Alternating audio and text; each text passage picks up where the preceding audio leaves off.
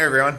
Well, we're back in the shop again. It's hunting season, and I have a little problem with one of my blinds. And I'm going to try to fix it using a combination of 3D printing, aluminum casting, and drawing.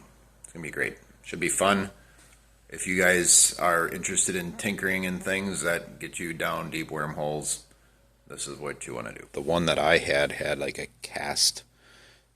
die cast aluminum piece, and they keep breaking.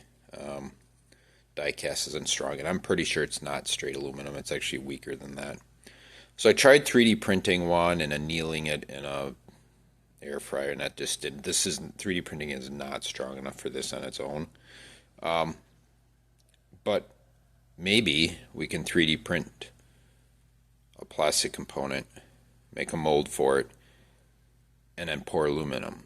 So what I'm going to try to do here is use a fire brick, some ceramic wool blanket, and then a stainless steel cup, propane torch. I already tested to see if I can melt it, and I can. I have some old aluminum in here that I melted down, a little bit of dross on the top here that I pulled off. So we know we can melt it just with a regular propane, regular torch, no turbo torches, nothing like that. We can melt aluminum with this setup. Already proved that. So let's go on to the next steps. I've created this part, which is basically what the one in the hub looks like. So I forgot to mention this part.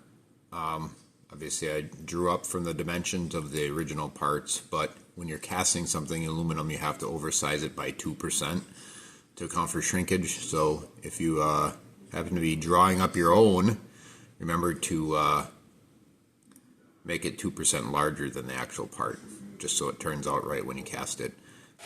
And here we are printing. This print will take about 30 minutes on the printer. Here you can see the part. A few years back I read somewhere online that this Mad Matter play sand is actually really good for casting. I've never tried it, but my kids had a bag of it, and they're a little bit too old to really care about this stuff anymore. So I threw it in my casting stuff. Like I said, I've never tried it, so we're going to try it today and see how it goes. It might turn into a flaming mass of molten matter. It may work. I thought I'd use these for cope and drag too, but they're not really going to work out. They don't line up very good or anything like that. So I actually just made a small one here, some triangular grooves in it just to keep them locked, and then I use these clips to hold it together just to keep it tight while the aluminum is solidifying in there. So what I'm going to do now is make two sides, right? One side in here, and then we'll get another side set up here. You just kind of got to squeeze it in there, get it set, take off some of the excess. You want to keep a little extra in there because you want to pressurize this stuff and really squish it down.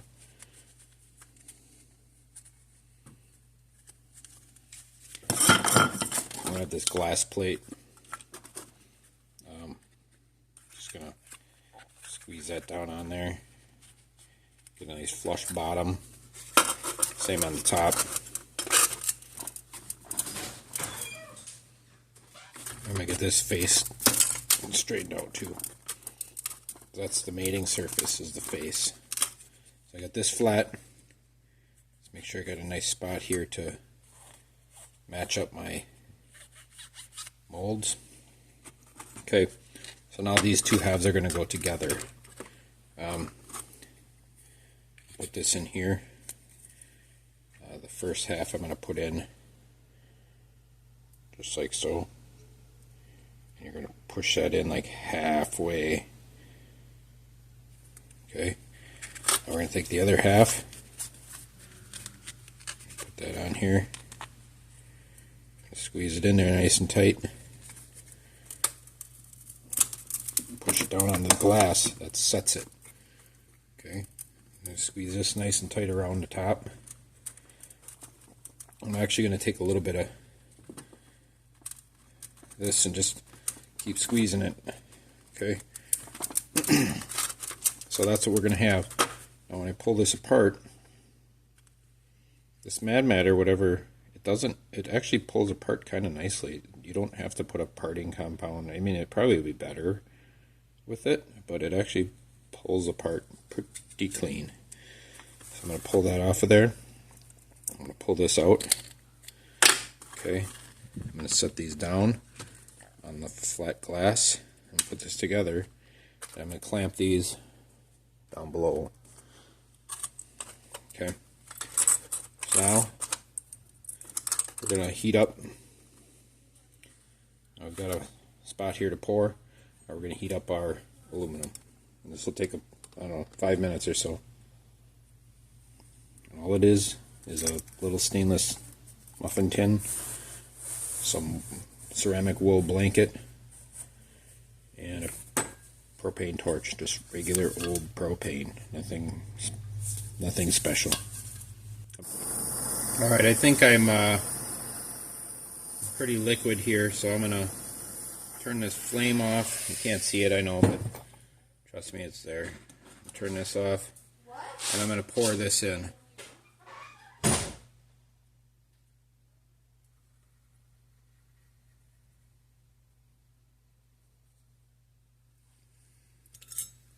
So there it is. Let's see what happens. Here's the part with the form. You can see it's almost identical to the 3D print. There's a little bit of a line there from the seam. But everything else is fantastic. So this is going to be a great part. I have to saw this sprue off and drill the hole, but this is going to work great. So just a quick little hobby hunting intersection here so you guys can see how to fix something. So here's the finished product. Got the hole drilled. It's not quite perfectly centered, but it'll be close enough. And being that this is actually cast aluminum and not die cast aluminum, I'd be really, really surprised if this broke. It should be quite a bit stronger than the die cast stuff. And we'll put it on the end of the rod and get the tent back in gear here. So here's the final installation. I've got the rod mounted on there. I don't glue them in or anything like that. If they ever break again, I can pop it back off real easy.